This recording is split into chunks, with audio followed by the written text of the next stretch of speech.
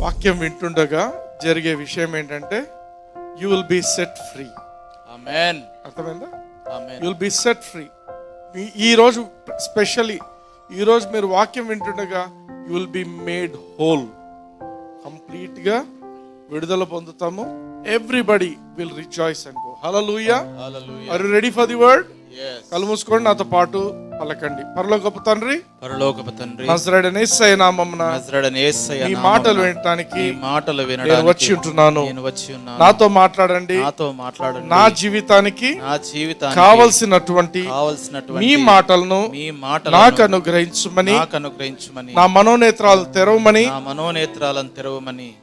వాక్యంలోని సత్యాలను నేను గ్రహించి ఆశీర్వదింపబడి అనేకులకు ఆశీర్వాదకరంగా ఉండడానికి కృపను చూపించమని యేసయ్య నామమున అడిగి ప్రార్థించి పొందుతున్నాను తండ్రి. ఆమేన్. ఆమేన్. హల్లెలూయా. హల్లెలూయా. Praise the Lord. దేవుని వాక్యంలో మనం చూస్తున్నాం ఈ మధ్య కాలంలో. నేను కృపను గురించి బోధిస్తున్నాను. ఈ మధ్య సాతాను గురించి ఒక్క విషయం బాగా అర్థం చేసుకోండి. సేటన్ ఎటువంటి వాడంటే, సైతాన్ ఎటువంటి వాడంటే, ఒక తెలివైనటువంటి ఒక అడ్వకేట్ ఏ విధంగా పనిచేస్తాడో మీకు వ్యతిరేకంగా పనిచేస్తుంటాడు. తెలివైన అడ్వకేట్, అర్థమవుతుందా? వాడు ఏం చేస్తాడంటే ధర్మశాస్త్రాన్ని మీ మీదికి వాడడం మొదలు పెడుతుంటాడు, ఏ చిన్నది జరిగినా కూడా. అయితే ధర్మశాస్త్రం గురించి మనం తెలుసుకున్న విషయం ఏంటంటే అది మరణ కారణమగు పరిచర్య. అంతేనా? మరణకారణమగు పరిచర్య మాత్రమే కాదు, అది శిక్షా విధిని కూడా కలుగజేసే పరిచర్య. 2 కొరింథీ 3:7 చూద్దాం. మరణ కారణమగు పరిచర్య రాళ్ల మీద చెక్కబడిన అక్షరములకు సంబంధించినదైనను. అంటే ధర్మశాస్త్రం రాళ్ల మీద చెక్కబడింది ఏంటి? 10 ఆజ్ఞలు. అంటే 10 ఆజ్ఞలు కానీ ధర్మశాస్త్రాన్ని కానీ మీరు ఏ విధంగా చూడాలంటే మరణముకు కారణముగు పరిచర్య. అంటే ఈ యొక్క ధర్మశాస్త్రం కిందికి వెళ్తే ఖచ్చితంగా మరణం అనేది సంభవిస్తుంది అనేది పౌలు రాస్తున్నాడు, నా మాట కాదు. ఇదే అధ్యాయంలో 9వ చూడండి. శిక్షావిధికి కారణమైన పరిచర్య. చాలు. శిక్షావిధికి కారణమైన పరిచర్య. నీవు ఎప్పుడైతే 10 ఆజ్ఞల కింద కానీ నువ్వు ధర్మశాస్త్రం కింద కానీ ఎప్పుడైతే వస్తావో ఇది ఏం చేస్తుందంట? నీకు శిక్షావిధిని తీసుకొస్తుంది. It will put you under condemnation. ఆమేన్. ఆమేన్. ఆమేన్. అందుకే చూడండి, ధర్మశాస్త్రము తప్పు అని చెప్పటం లేదు. ధర్మశాస్త్రము అపరిశుద్ధమైంది కాదు, ధర్మశాస్త్రం పరిశుద్ధమైందే. ఆమేన్. ధర్మశాస్త్రం పరిశుద్ధమైందే, ధర్మశాస్త్రం నీతి కలిగిందే. చూడండి, రోమీయులకు రాసిన పత్రిక 7:12. కాబట్టి ధర్మశాస్త్రము పరిశుద్ధమైనది, ఆజ్ఞ కూడా పరిశుద్ధమైనది, నీతి గలది, ఉత్తమమైనది ఉన్నది. ధర్మశాస్త్రం పరిశుద్ధమైనది కానీ అది నిన్ను పరిశుద్ధపరచలేదు. ఆజ్ఞ కూడా పరిశుద్ధమైనది, నీతి గలది, ఉత్తమమైనది, కానీ అది నిన్ను పరిశుద్ధపరచలేదు, అది నీకు నీతి కలిగించలేదు, అది నిన్ను ఉత్తమంగా తయారు చేయలేదు. ఆమేన్. ఆమేన్. అర్థమవుతుందా? ఆజ్ఞలో తప్పు లేదు, ఆజ్ఞలో ఎటువంటి అపవిత్రత లేదు. కానీ ఆజ్ఞ దేనికోసం ఉంది అంటే కేవలము అది ఒక స్టాండర్డ్, దేవుని స్టాండర్డ్. అది అంటే తగ్గదు, ఆజ్ఞ ఏమాత్రం తగ్గదు. You understand what I'm saying? ఆజ్ఞ ఒకవేళ నువ్వు తప్పు చేస్తే అది నీకు కృపను చూపించలేదు. ఒకవేళ నీ మీద జాలి చూపిస్తుందంటే అది ఆజ్ఞ కానే కాదు. అర్థమైందా? ఆజ్ఞ అనేది చాలా స్ట్రిక్ట్, అది చాలా ఏమంటారు, దేవుని స్టాండర్డ్, పవిత్రత, పరిశుద్ధత దానికి ఇవ్వబడింది. హల్లెలూయా. హల్లెలూయా. అందుకే ఒకవేళ జాలి చూపిస్తే అది ఆజ్ఞ కానే కాదు, అది ధర్మశాస్త్రం కానే కాదు. ఆమేన్. రోమీయులకు రాసిన పత్రిక 7:10 చూడండి, 10వ చూడండి. అప్పుడు జీవార్థమైన ఆజ్ఞ నాకు మరణార్థమైనట్టు కనబడను. పౌలు చెప్తున్న మాటలు గమనించండి. పౌలు అంటున్న మాట ఏంటి? నాకు జీవార్థమైన ఆజ్ఞ అంటే జీవము నీకు అనుగ్రహించాలి అని చెప్పబడిన ఆజ్ఞ అది. మరోసారి చదవండి. అప్పుడు జీవార్థమైన ఆజ్ఞ నాకు మరణార్థమైనట్టు కనబడెను. దేవుని ఉద్దేశం ఏంటి? నీకు జీవం ఇయ్యాలి అనుకున్నాడు. అయితే పౌలు ఏమంటున్నాడు? ఇది తేడాగా కొడుతుంది నాకు, ఇది ఈ ఆజ్ఞ కిందికి నేను పోయిన తర్వాత ఇది నాకు మరణాన్ని తెచ్చే విధంగా ఉంది అని పౌలు అంటున్నాడు. అర్థమైందా? రోమీలకు రాసిన పత్రిక 5వ అధ్యాయం 14వ వచనం చూద్దాం. అయినను ఆదాము చేసిన అతిక్రమమును పోలి పాపము చేయని వారి మీద కూడా ఆదాము మొదలుకొని మోషే వరకు మరణమేలెను. ఆదాము రాబోవానికి గుర్తయుండెను. ఆమేన్. ఆమేన్. చూడండి, ఆదాము తప్పు చేసిండు. ఆదాము తర్వాత పాపము చేయకపోయిన వారిని కూడా పాపులుగా గుర్తింపబడ్డారు. అంటే ఆదాము వల్ల మరణం వచ్చింది. ఆదాము తర్వాత ప్రతి ఒక్క మనిషి పాపము చేయకపోయినప్పటికీ కూడా వాళ్ళకు మరణం వచ్చింది. అయితే ఎంతవరకు వచ్చిందంట? ఆదాము మొదలుకొని మోషే వరకే ఆదాము మొదలుకొని మోషే వరకే మరణం ఏలిందంట. అంటే ఆ తర్వాత మరణించలేదా మనుషులు? ఆ తర్వాత మనుషులు మరణించలేదా? మరణించారు. కానీ మోషే వల్ల ఏమొచ్చింది? ధర్మశాస్త్రం వచ్చింది. ధర్మశాస్త్రాన్ని నువ్వు తూచా తప్పకుండా పాటిస్తే నువ్వు జీవింపగలవు. కానీ ఎవరైనా చేయగలరా? అది ఎవరు చేయలేకపోయారు. ఆ యొక్క ధర్మశాస్త్రాన్ని సంపూర్ణం చేసింది ఒక యేసుక్రీస్తు మాత్రమే. యేసుక్రీస్తు తప్ప ఇంకా ఏ మనిషి కూడా దాన్ని సంపూర్ణం చేయలేకపోయారు. మీరు చేయాలనుకుంటే కూడా చేయలేరు. ఆమేన్. అంటే దేవుడు ఏ ఉద్దేశానికి ఇచ్చిండు ఈ యొక్క ధర్మశాస్త్రాన్ని? దీన్ని ఒకవేళ మనిషి కంప్లీట్ గా దీన్ని ఫాలో అయినట్టయితే, చేసినట్టయితే మనిషి జీవించగలడు, మరణము ఏలదు అని దేవుడు ఇచ్చిండు. కానీ మనుషులందరూ కూడా ఫెయిల్ అయిపోయినారు. ఆమేన్. పౌలు కూడా దాన్ని చేయాలా అని చాలా తాపత్రయపడిండు. రోమీలకు రాసిన పత్రిక 7:11 చూడండి. ఏలయనగా పాపము ఆజ్ఞను హేతువు చేసుకొని నన్ను మోసపుచ్చి దాని చేత నన్ను చంపెను. పాపం అంట పౌలు చెప్తున్న మాట, నా మాటలు కాదు. పాపము పౌలును మోసం చేసిందంట. ఎట్లా చేసిందంట? ఆజ్ఞను అనేది ఒక రీజన్ గా చేసుకొని పాపము ఈయన లోపలికి ఎంటర్ అయిపోయి ఈయనను మోసం చేయడం వరకే కాదు, నన్ను చంపి వేసింది అంటున్నాడు. ఇట్ స్లీవ్ మీ అంటాడు ఇంగ్లీష్లో. It killed. పాపం ఏం చేసింది? ఆజ్ఞను అడ్డంగా పెట్టుకొని మనిషిని నాశనం చేస్తా ఉంది అనే మాట పౌలు మాట్లాడుతున్నాడు. అంటే ఈ యొక్క ఉద్దేశం ఏంటంటే, పౌలు పాత నిబంధన కింద జీవించినంత వరకు కూడా ఆయన మరణకారణమైన పరిచర్య కిందను, ఆ యొక్క శిక్షా విధి కలుగజేసే పరిచర్య కిందను ఆయన జీవితం గడిపిండు. ధర్మశాస్త్రం ఏ మనిషికి నీతినివ్వదు. ధర్మశాస్త్రం ఎప్పుడు ఇచ్చేది ఏంటంటే శిక్షా విధి మాత్రమే. హల్లెలూయా. ధర్మశాస్త్రం శిక్షా విధినే ఇస్తుంది. ఎందుకంటే నువ్వు ధర్మశాస్త్రం కిందికి వెళ్ళిన తర్వాత ఎప్పుడైనా నువ్వు ఫెయిల్ అయినావంటే, నువ్వు దేవుని యొక్క స్థాయిలో నువ్వు పనిచేయకుండా, దేవుని యొక్క స్థాయిలో నువ్వు పరిశుద్ధంగా జీవించకపోతే చివరికి నీకు వచ్చేది ఏంటంటే శిక్షా విధి. కానీ కృప అలాంటిది కాదు. కృప ఏంటంటే నీకు జీవితాంతము నీతినిస్తూనే ఉంటుంది. హల్లెలూయా. కృప నీకు నీతినిస్తుంటుంది. అందుకే దీని ఏమంటారు? కృపా పరిచర్య అంటాడు. అదేమి మరణ కారణమగు పరిచర్య, శిక్షావిధికి కారణమగు పరిచర్య ఏది? పదాజ్ఞలు, ధర్మశాస్త్రం. కానీ కృపా పరిచర్య అని దేని గురించి అంటున్నారు? నీతినిచ్చే ఈ యొక్క పరిచర్య. హల్లెలూయా. 2 కొరింథీ 3:9 చూడండి మరోసారి. శిక్షావిధికి కారణమైన పరిచర్య మహిమ కలిగినదైతే నీతికి కారణమైన పరిచర్య ఎంతో అధికమైన మహిమ కలదగును. అర్థమైందా? అంటే శిక్షావిధికి కారణమైన ఆ యొక్క 10 ఆజ్ఞలు మహిమ కలిగినవి. ఎందుకు? ఆ పైనుంచి కిందికి వచ్చేసరికి మోషే ముఖం జనాలు చూడలేకపోయినారు. కానీ మోషే ఏం చేసిండు? ఆ ముఖాన్ని కప్పుకున్నాడు. ఎందుకు కప్పుకున్నాడు? వాళ్ళు చూడలేకపోతున్నారని కాదు, ఈ మహిమ పోయే మహిమ అని. అర్థమవుతుందా? అంటే ఈ రోజు ఉంటుంది, రేపు పోతుంది ఈ మహిమ. కానీ ఈ యొక్క నీతి పరిచర్య ఎటువంటిది అంటే దీని మహిమ చాలా ఉన్నతమైనది. హల్లెలూయా. అంటే నీ జీవితాంతము నువ్వు ఈ యొక్క కృప కింద ఉన్నప్పుడు నీకు నీతి ఇవ్వబడుతుంది. నీ జీవితంలో దేవుని మహిమ అంతకంతకు ఎక్కువగా ఇవ్వబడుతుంది. హల్లెలూయా. దేవుడు ధర్మశాస్త్రాన్ని ఇచ్చింది. మనిషి ఆ ధర్మశాస్త్రానికి విధేయత చూపించి వాడు నీతిమంతుడు కావాలి అన్న ఉద్దేశం కానే కాదు. దేవుడు అసలు ఈ ధర్మశాస్త్రాన్ని ఎందుకు ఇచ్చిండంటే మనిషికి పాపము అనేది ఎట్లా ఉంటుంది, దేవునికి ఏది ఇష్టము, దేవునికి ఏది ఇష్టం లేదు అని తెలుసుకోవాలన్న ఉద్దేశంతో దేవుడు ఇచ్చుంటున్నాడు. ఆమేన్. ఆమేన్. చూడండి, రోమీలకు రాసిన పత్రిక 7వ అధ్యాయం 8వ వచనం చూడండి. అయితే పాపము ఆజ్ఞను హేతువు చేసుకొని సకల విధమైన దురాశలను నాయందు పుట్టించెను. ధర్మశాస్త్రము లేనప్పుడు పాపము మృతము. అర్థమైందా? ధర్మశాస్త్రం లేకపోతే పాపము పాపం లేదు. నేను ఒక ఎగ్జాంపుల్ చెప్పాను. ఈ వీధిలో 1 వే ట్రాఫిక్ అని పెట్టినంత వరకు ఎట్లా తిరిగినా నడిచిపోతుంది.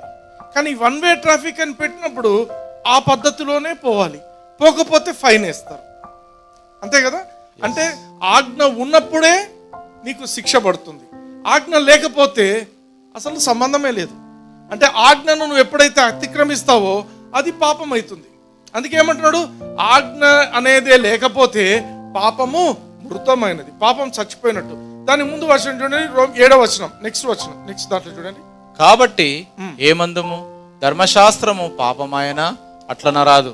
ధర్మశాస్త్రం వలననే కాని పాపమనగా ఎట్టిదో నాకు తెలియకపో. ధర్మశాస్త్రం అనేది తెలియకపోతే పాపం అనేది నాకు తెలియదు. ఆశింపవద్దని ధర్మశాస్త్రము చెప్పని ఎడల దురాశ అయిన ఎట్టిదో నాకు తెలియకపోవును. అర్థమవుతుందా? అంటే ధర్మశాస్త్రము నీకు చెప్తున్నప్పుడు నీకు పాపం అనేది ఎట్టిదో నీకు అర్థమవుతుంది. ధర్మశాస్త్రం నీకు అర్థం కాకపోతే పాపం అనేది నీకు తెలియదు. హల్లెలూయా. సో ధర్మశాస్త్రం దేనికి ఇవ్వబడింది? పాపం ఎటువంటిది అని తెలియబడటానికే నీకు అర్థమవుతుంది. అంతే తప్ప ధర్మశాస్త్రం నిన్ను నీతిమంతునిగా చేయలేదు. వ్యభిచరించరొద్దు అంటే ఏమంటారు? ఫస్ట్ పిల్లలు ఏమంటారు? వ్యభిచారం అంటే ఏంది ఫస్ట్ అది తెలుసుకోవాలి. ఓహో, వీళ్ళు పెళ్ళైన తర్వాత వీళ్ళు ఈ విధంగా చేస్తే ఇది వ్యభిచారమా? అర్థమవుతుందా? అంటే తెలియనోనికి కూడా తెలియపరుస్తున్నాం మనం. ఇప్పుడు ఎవరో మొన్న పెట్టినారు యూట్యూబ్లో, గెటింగ్ బ్యాక్ 10 కమాండ్మెంట్స్ స్కూల్ అని పెట్టింది. అదాజ్ఞలు స్కూల్లో కంపల్సరీ పెడుతున్నారంట కొన్ని సమ్ క్రిస్టియన్ స్కూల్స్లో. ఏమవుతుంది చూద్దాం, ఏమవుతుంది తర్వాత చూద్దాం. రోమీయులకు రాసిన పత్రిక 7:8 వచనం మళ్ళీసారి చూద్దాం. అయితే పాపము ఆజ్ఞను హేతువు చేసుకుని సకల విధమైన దురాశలను నాయందు పుట్టించెను. పాపము బాగా గమనించండి, పాపము ఆజ్ఞను హేతువు చేసుకొని సకల విధములైనటువంటి దురాశలను నాయందు పుట్టించెను. సకల విధములైన దురాశలను ఎవరు పుట్టించారు? ఆజ్ఞ పుట్టించిందా? పాపం పుట్టించిందా? పాపము ఆజ్ఞను హేతువు చేసుకొని, అంటే ఒక రీజన్ గా చూపించి. ఆల్రెడీ ఇక్కడ ప్రాబ్లము ఆజ్ఞది కాదు. ప్రాబ్లం ఎక్కడంటే మన శరీరంది ప్రాబ్లం. మన శరీరంలో ఆల్రెడీ ఒక రకమైన స్వభావం ఉంటుంది, ఒక నేచర్ ఉంటుంది లోపల. ఒక మనిషి అన్నవాడు ఈ భూమి మీద ఉన్న ప్రతి ఒక్క వ్యక్తి కూడా వాడి నేచర్ వేరేగా ఉంటుంది కొంచెం. యేసుక్రీస్తుని అంగీకరించిన తర్వాత దేవుని వాక్యాన్ని వాడు చక్కగా నెమరేసే వ్యక్తి అయితే ఆ యొక్క నేచర్ను అధిగమించి జీవిస్తాడు.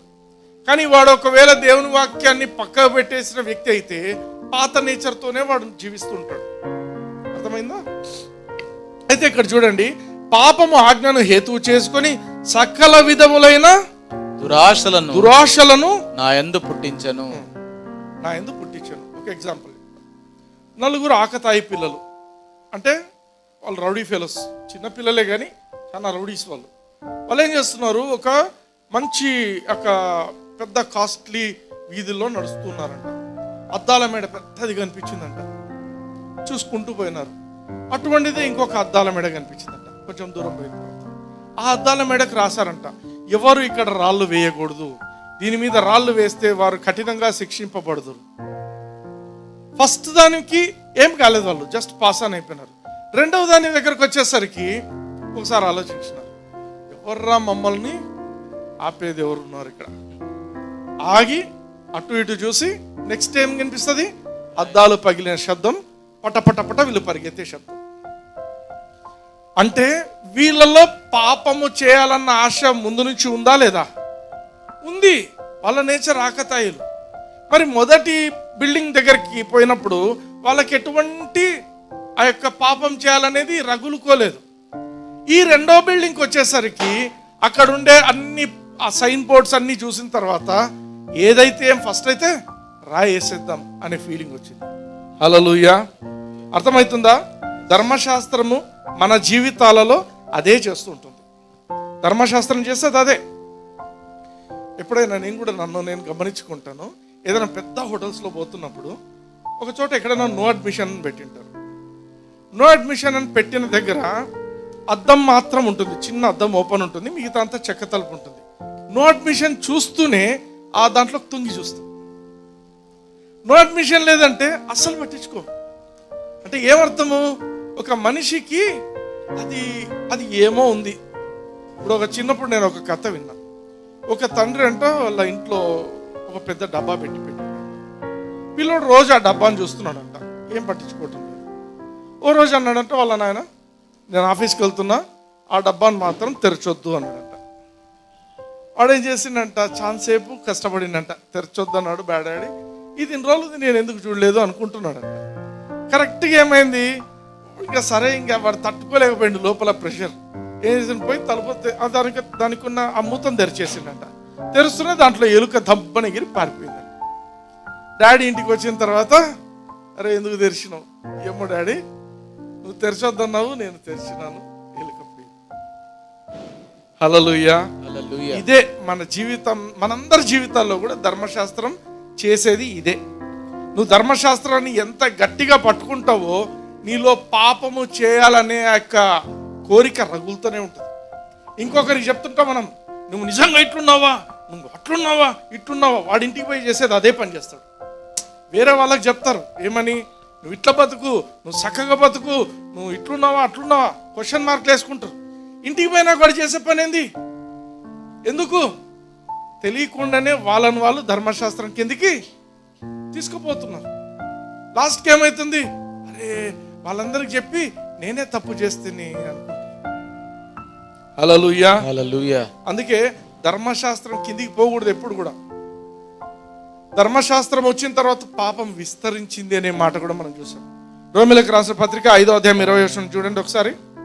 మరియు అపరాధము విస్తరించినట్లు ధర్మశాస్త్రము ప్రవేశించెను, అయినను పాపము మరణమును ఆధారం చేసుకుని ఎలాగు ఏలెనో. ఆ యొక్క మాట అర్థమైందా? సిన్ అబౌండెడ్ అని ఇంగ్లీష్ లో చదవండి ఒక మాట. More over the law entered that the offence might abound. పాపము విస్తరించినట్లుగా ధర్మశాస్త్రం ఎంటర్ అయిందండి. ఒకసారి ఆలోచించండి, ఇశ్రాయేలీలు ఎర్ర సముద్రం నుంచి ఆ యొక్క ధర్మశాస్త్రం ఇచ్చే రోజు వరకు ఏ ఒక్క ఇశ్రాయేలీయుడు చనిపోయినట్టు రికార్డే లేదు. చూస్తున్నారా బైబిల్లో? లేదు. ధర్మశాస్త్రం ఇచ్చిన రోజే 3000 మంది అదే రోజు చనిపోయినారు. ఐగుప్తు నుంచి వచ్చిన రోజు మొదలుకొని వీళ్ళు ఆ ఎర్ర సముద్రం దాటినప్పటి నుంచి కూడా వీళ్ళు ధర్మశాస్త్రం ఇచ్చే రోజు వరకు కూడా ఒక్కరు కూడా చనిపోయిందే లేదు. ఎప్పుడు చనిపోయినారు? ధర్మశాస్త్రం వచ్చిన తర్వాత చనిపోయినారు. ఎందుకు? మొట్టమొదటి ఆజ్ఞ ఏముంది దాంట్లో? నీ దేవుడైన నేను తప్ప ఇంకో దేవుడు లేడు కదా, మీరు ఏ విగ్రహాన్ని చేసుకోకూడదు, వాడికి సాగిలపడకూడదు, వాడికి పూజించకూడదు. అక్కడ ఆజ్ఞ ఇచ్చేస్తున్నారు. ఇక్కడ కింద ఏం చేస్తున్నారు? బంగారు దూడని చేసుకున్నారు. అక్కడ ఆజ్ఞ ఎప్పుడైతే ఇవ్వడిందో వీళ్ళ లోపల ఉన్నటువంటి ఆ పాపపు స్వభావం అనేది బాగా రెచ్చగొట్టబడింది. అదే రోజు చాలా మంది చనిపోయినారు. ఆమేన్, ఆమేన్. అందుకే పౌలు చాలా ఘర్షణ చూస్తాడు. ఆయన సంఘర్షణ అనేది ఆయన జీవితంలో జరుగుతుంది. రోమా 7:15 చూడండి. ఏలయనగా నేను చేయునది నేను ఎరగను, నేను చేయ నిశ్చయించినది చేయక ద్వేషించినది చేయుచున్నాను. నేను ఏదైతే చేయొద్దు అనుకుంటున్నానో, నేను ఏదైతే ద్వేషిస్తున్నానో నేను అదే చేస్తున్నాను అంటున్నాడు పౌలు. ఎందుకంటే ఈ శరీరంలో ఉన్నంత వరకు కూడా ప్రతి ఒక్క మనిషికి కూడా ఎంత నువ్వు పాపం చేయకూడదు అని నిన్ను నువ్వు చేసుకుంటావో అంత నువ్వు పాపం చేస్తూనే ఉంటావు. నేను చెప్పే మాట కాదు, పౌలు చెప్తున్న మాట. ఆయన అనుభవిస్తున్నాడు. ఆయన అందుకే ఏమంటున్నాడు, నేను ఏది చేయకూడదు అనుకుంటున్నానో, నేను ఏది ద్వేషిస్తున్నానో దాన్నే నేను చేస్తున్నాను. హల్లెలూయా, హల్లెలూయా. నువ్వెంత కష్టమైనా పడు, నేను వాళ్ళ మీద కోప్పడకూడదు, వీళ్ళ మీద కోప్పడకూడదు, ఎంత నీ సొంతంగా నువ్వు ఎంత ప్రయత్నం చేస్తే నువ్వు అదే పని చేస్తావు. నీ సొంత ప్రయత్నం నువ్వు ఎంతగా చేస్తావో, నేను ఇది చేయకూడదు అది చేయకూడదని నీకు నువ్వు పెట్టుకుంటారు. చాలా మంది జనవరి 1 వస్తే ఏం చేస్తారు?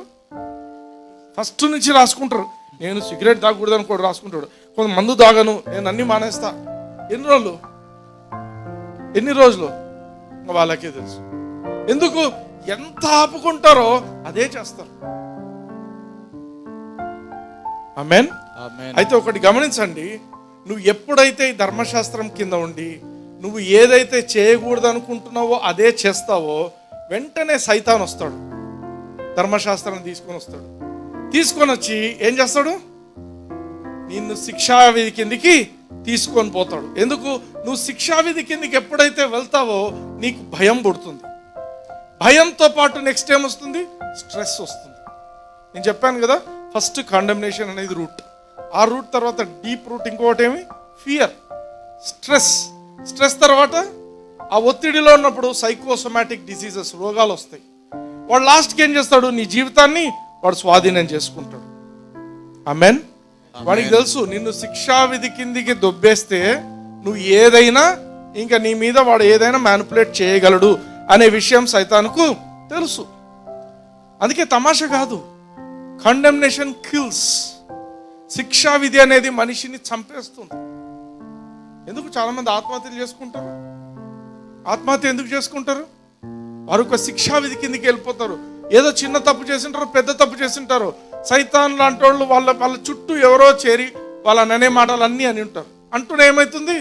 లోపల ఒక శిక్షావిధి కిందికి వెళ్ళిపోతారు. వెళ్ళిన తర్వాత ఊరేసుకుంటారో ఇంకేం చేసుకుంటారో చనిపోతారు. Condemnation kills.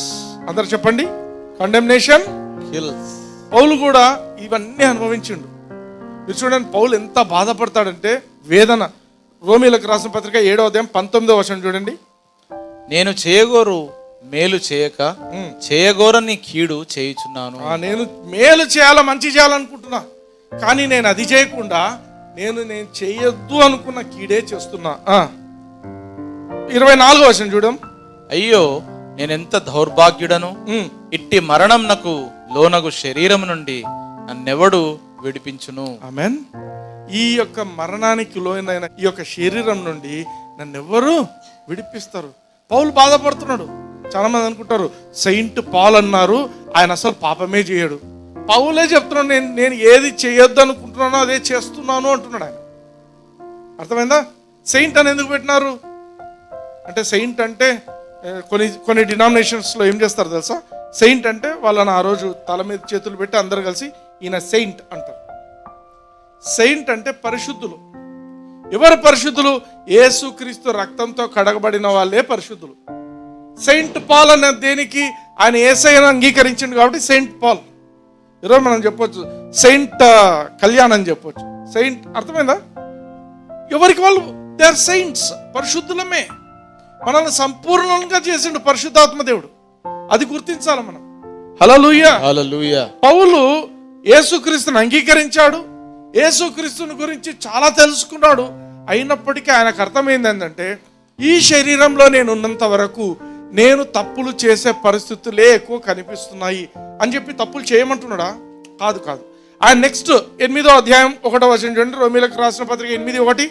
కాబట్టి ఇప్పుడు క్రీస్తు యేసునందున్న వారికి ఏ శిక్షా విధియు లేదు. హల్లెలూయా, హల్లెలూయా. అందరు గట్టి చెప్పండి. కాబట్టి ఇప్పుడు క్రీస్తు యేసునందున్న వారికి ఏ శిక్షా విధియు లేదు.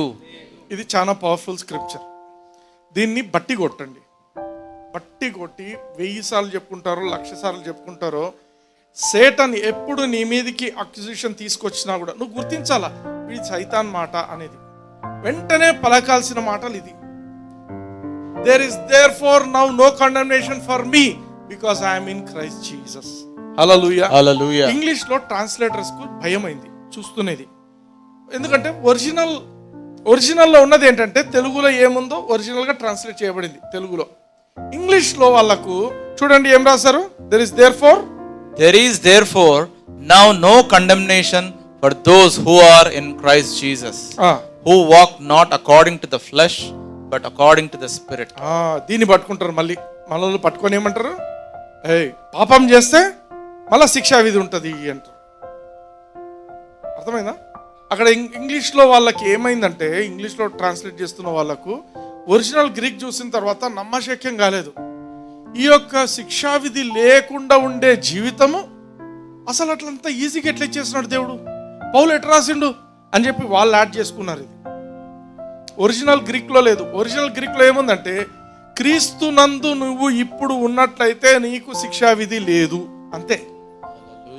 Who walk not after flesh but after the spirit అనేది వాళ్ళు రాసుకున్న మాటలు.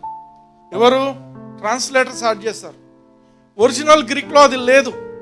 పోన్లే, వాళ్ళు రాసినట్టే అనుకుందాం. వాళ్ళు ఏం రాశారు? Who walk not after flesh but after according to the spirit. But according to the spirit. మరి పరిశుద్ధాత్మ దేవుడు ఏం చేస్తున్నాడు? హెబ్రీయులకు రాసిన పత్రిక 10:14-15 చూడండి. ఒక్క అర్పణ చేత ఈయన పరిశుద్ధపరచబడు వారిని సదాకాలం నాకు సంపూర్ణులుగా చేసి ఉన్నాడు. ఆమేన్, ఆమేన్. ఒక్క అర్పణ చేత యేసుక్రీస్తు పరిశుద్ధులైన మనలందరినీ కూడా, అంటే ఆయన రక్తంతో కడబడ్డాం కాబట్టి, సంపూర్ణంగా చేసి ఉన్నాడు. నెక్స్ట్ వర్స్ చూడండి. ఈ విషయమై ఏ విషయము? పరిశుద్ధాత్మ కూడా మనకు సాక్ష్యం ఇచ్చుచున్నాడు. ఏ విషయము? ఈ విషయం అంటే ఏంటి? ఆ విషయము మనమందరము కూడా పరిశుద్ధులుగా చేయబడిన మనందరం కూడా సంపూర్ణులుగా యేసుక్రీస్తు యొక్క ఒకే ఒక అర్పణ చేత మనం మార్చబడి ఉన్నాము అనే విషయానికి పరిశుద్ధాత్మ దేవుడు సాక్ష్యం ఇస్తున్నాడు. హల్లెలూయా, హల్లెలూయా. NASB ట్రాన్స్లేషన్ చూద్దాం. Therefore there is now no condemnation at all for those who are in Christ Jesus. అంటే నీకు ఏమాత్రము ఎటువంటి శిక్షా విధి లేదు. ఎందుకు? యేసుక్రీస్తులో ఉంటే. ఇట్లాంటి మాటలు చెప్తే చాలా మంది ఇరిటేట్ అవుతారు. మన బంధువుల్లో ఉంటారు, మన యొక్క మేము కూడా ప్రీచింగ్ చేస్తున్నాం అనేటోళ్ళు ఉంటారు, కొంచెం ఎగురుతారు. అటువంటి వాళ్ళకి ఏంటంటే, అట్లా చెప్పేస్తే ఎట్లా, పాపం ఉంటే ఖచ్చితంగా ఇది శిక్ష ఉంటుంది అంటారు. బాగా ఆలోచిద్దాం. నీకు శిక్షా విధి లేదు అనే మాట రాయబడింది. వాళ్ళు ఏమంటారు? పాపము చేస్తే శిక్ష అనేది ఉంటుంది అంటారు. ఒకసారి ఆలోచిద్దాం. పాపమే చేయకపోతే ఇంకా శిక్షా విధి ఎక్కడి నుంచి ఉంటుంది? ఉండదు. పౌలు రాసిన మాట కూడా వేస్ట్, అంతే కదా. కానీ ఇక్కడ గుడ్ న్యూస్ ఏంటంటే, మంచి మాట ఇక్కడ మనం అర్థం చేసుకోవాల్సింది ఏంటంటే, పౌలు ఏం డిక్లేర్ చేస్తున్నాడంటే, మీరు యేసుక్రీస్తుని అంగీకరించి మీరు యేసుక్రీస్తులో ఉన్న వ్యక్తులైతే, యేసుక్రీస్తుని అంగీకరించి మీరు యేసుక్రీస్తులో ఉన్న వ్యక్తులైతే, మీలో ఒకవేళ పాపం ఉన్నట్లయితే కూడా మీకు ఏ శిక్షా విధి లేదు. హల్లెలూయా, హల్లెలూయా. కొందరు కోపం వస్తుంది. నా మాట కాదు, దేవుని మాట. హల్లెలూయా, హల్లెలూయా. నువ్వు ఎవరిని కూడా, అందరూ మన ప్రీచర్స్ని ఎట్లా చూస్తామంటే, అందరూ కూడా వాళ్ళ యొక్క సంఘాలను బంధించి పెట్టాలా, ఏదో ఒకటి చేసి చెప్పాలి.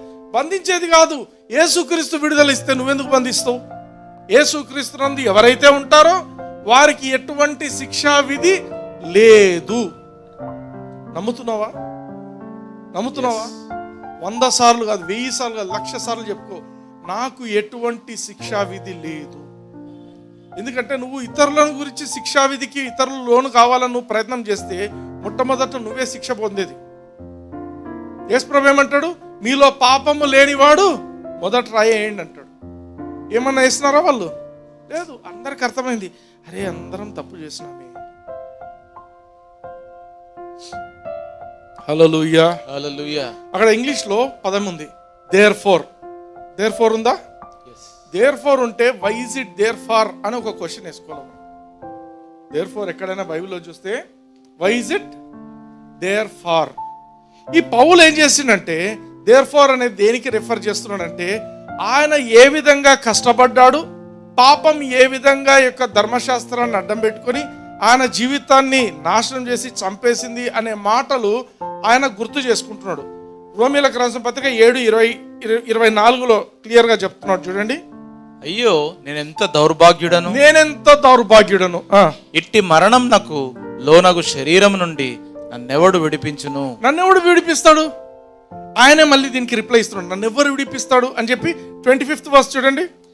మన ప్రభువైన యేసుక్రీస్తు ద్వారా దేవునికి కృతజ్ఞతాస్తులు చెల్లించుచున్నాను. హల్లెలూయా, హల్లెలూయా. మన ప్రభువైన యేసుక్రీస్తు ఒక్కడే విడిపించగలడు. ఆమేన్, ఆమేన్. నీకు ఇటువంటి పరిస్థితి నుండి, ఈ దౌర్భాగ్య పరిస్థితి నుండి నిన్ను విడిపించేది ఒక యేసుక్రీస్తు మాత్రమే. ఆయనలో ఉన్నట్టయితే నీకు ఏ శిక్షా విధి లేదు. హల్లెలూయా. హల్లెలూయా. ఈ రెవల్యూషన్ రావాలా మీకు? ది హోల్ ఫెలోషిప్, ఈ ఫెలోషిప్ మెసేజెస్ వింటున్న ప్రతి ఒక్క క్రైస్తవుడు కూడా ఈరోజు నేర్చుకోవాల్సిన మాట ఏంటంటే, నాకు ఎటువంటి శిక్షా విధి లేదు, నేను ధర్మశాస్త్రం కింద లేను, నేను దేవుని యొక్క కృప కిందనే నేను ఉన్నాను అనేది నమ్మాల. హల్లెలూయా. ఏ శిక్షా విధి లేదు. దీన్ని ఎట్లా తెలుసుకోవాలో బాగా? ధర్మశాస్త్రాన్ని, పదాజ్ఞలను, శిక్షా విధిని అంతా ఒకటే అనేది చూడండి ఫస్ట్. అట్లా గ్రహించండి. అంటే ఎవరైనా ధర్మశాస్త్రం గురించి ఎక్కువ బోధించినా, ధర్మశాస్త్రాన్ని తీసుకురావాలని చూసినా, అదంతా శిక్షా విధి అనేది మీరు ఎప్పుడు గమనించాలి. ఆమేన్. ఎందుకంటే మీరు ధర్మశాస్త్రం కింద ఎంత ఉన్నారంటే, ఎంత లోతుగా పోతే, నువ్వెంతగా ధర్మశాస్త్రం వల్ల నీతిమంతునిగా తయారవ్వాలని నువ్వు ప్రయత్నం చేస్తే కూడా నువ్వు ఫెయిల్ అవుతావు, చివరికి శిక్షా విధి కిందికి వస్తావు. అది దేవుని యొక్క చిత్తం కాదు, దేవుని యొక్క ఆలోచన కాదు. God doesn't want you to have guilty conscious in you. తప్పు చేసిన స్వభావం కలిగి ఆయన బిడ్డలు బాధపడుతూ ఉండడం దేవునికి ఇష్టం లేదు. అర్థమైందా? కుమిలిపోతూ బాధపడుతూ ఉండే అది కాదు దేవునికి కావాల్సింది. నువ్వు కాండెమ్నేషన్లో, శిక్షా విధిలో నువ్వు ఉండడం దేవునికి అస్సలు ఇష్టం లేదు. హల్లెలూయా. హల్లెలూయా. ఎందుకు? నువ్వు శిక్షా విధి కింద ఉన్నావంటే ఫస్ట్ నీ లోపల ఉండేది భయం వచ్చేస్తుంది. భయం తర్వాత ఒత్తిడి, స్ట్రెస్ వస్తుంది. తర్వాత నానా రోగాలు వస్తాయి. God doesn't want his children to be that వే.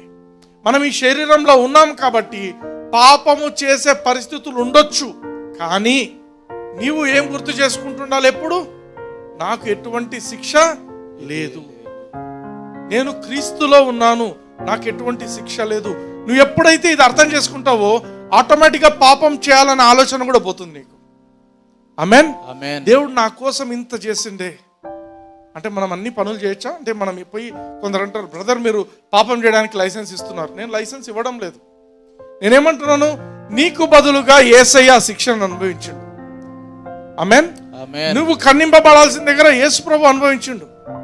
ఇప్పుడు నీ జీవితం ఆయన కోసం జీవించు. హల్లెలూయా. ఈ గ్రహింపు ఉండాలి మనకు. ఊరికే ధర్మశాస్త్రం చెప్పింది కాబట్టి నేను వింటాను కాదు. Somebody died for you. ఎవరో నీ కోసం ఆయన అమూల్యమైన విలువైన రక్తం చిందించిండు. ఆ రక్తంను బట్టి ఈరోజు నువ్వు నరకానికి పోవాల్సిన అవసరం లేకుండా నువ్వు ఈ భూమి మీద సంతోషంగా బ్రతకగలవు. ఏ శిక్షా విధి లేకుండా బ్రతకగలవు.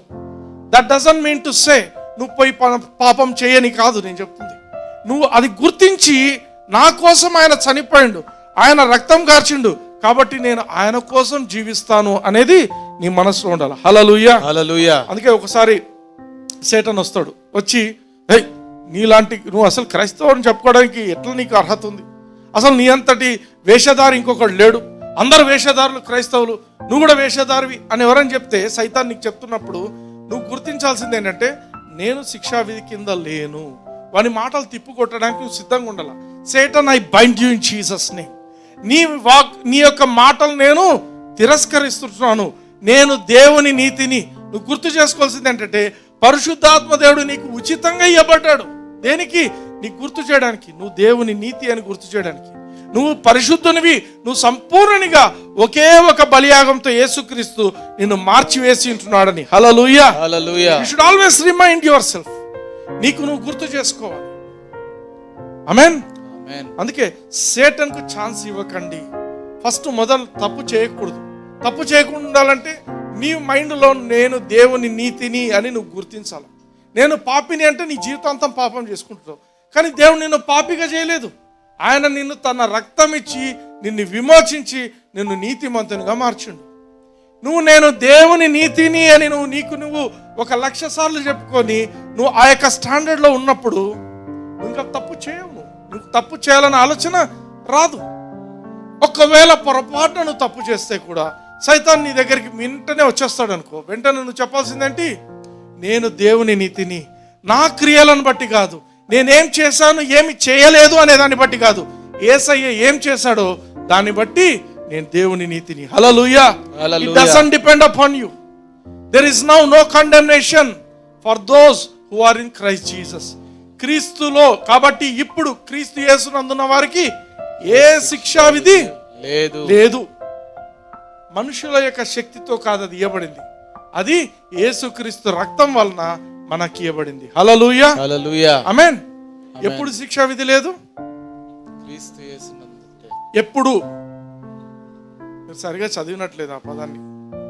ఎప్పుడు? క్రీస్తు యేసునందు. ఇంగ్లీష్ లో టైం పీరియడ్ ఇచ్చిండు. Now. Now. There is therefore now no condemnation at all. Hallelujah. ఎవరికి లేదు? నాకు లేదని చెప్పండి. నాకు లేదు, నాకు లేదు. ఈ ఫెలోషిప్ లో ఉన్న ఏ ఒక్కరు కూడా శిక్షా విధి కింద లేరు. ఈ రోజు మీరు అది గ్రహించాలా. I'm not under condemnation. ఏ రకమైనటువంటి అక్విజిషన్, నా మీద ఎటువంటి నేరారోపణ నిలబడడానికి వీలు లేదు. హల్లెలూయా. మనుషులు నిందించవచ్చు, లేకపోతే సైతాన్ని నిందించవచ్చు, ఎవరైనా నిందించవచ్చు. కానీ మీరు చేయాల్సిన మాట ఏంటి? ఆ నిందను తిప్పి కొట్టాలి.